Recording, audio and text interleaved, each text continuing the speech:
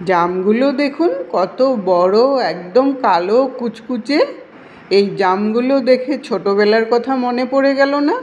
ছোটোবেলায় কিন্তু এই জাম আমরা কত মাখা খেয়েছি। এখন কিন্তু এই জাম সহজে কোথাও দেখা যায় না, আর দেখা গেলেও ছোট ছোট এত বড় সাইজের জাম কিন্তু একদমই দেখা যায় না।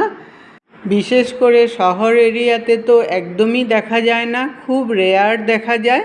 আর গ্রামাঞ্চলে তো সবার বাড়িতেই থাকে এই জাম গাছ।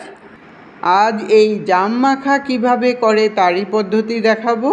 খুবই সহজ একটা রেসিপি, ভিডিওটা স্কিপ না করে দেখতে থাকুন। জামগুলোকে ধুয়ে নিয়েছি, তারপর স্বাদ অনুসারে নুন দিয়ে দিলাম। খুব একটা বেশি জিনিস দিতেও হয় না, এমনিতেই স্বাদ লাগে খেতে।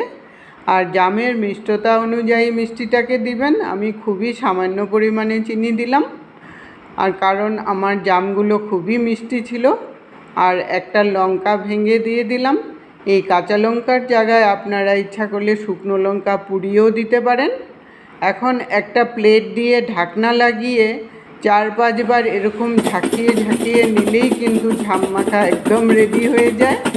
এইভাবে ঝাঁকিয়ে যদি না দেন জাম মাখার টেস্টই আসবে না। আপনারা ইচ্ছা করলে এখানে কাঁচা তেলও দিতে পারেন, যারা কাঁচা তেল খেয়ে ভালোবাসেন। কাঁচা তেল দিলেও কিন্তু এটা খেতে ভালো লাগে। জাম মাখা আমার একদম রেডি হয়ে গেল। জামটা যদি রসালো হয় আর মিষ্টি হয় তাহলে এই মাখা করতে কিন্তু 2 মিনিট, এক বাটি খেলেও যেন মন ভরে না। আপনাদের জাম মাখা কার কার ভালো লাগে কমেন্ট করে জানাবেন। ভিডিওটা ভালো লাগলে শেয়ার করে দিবেন।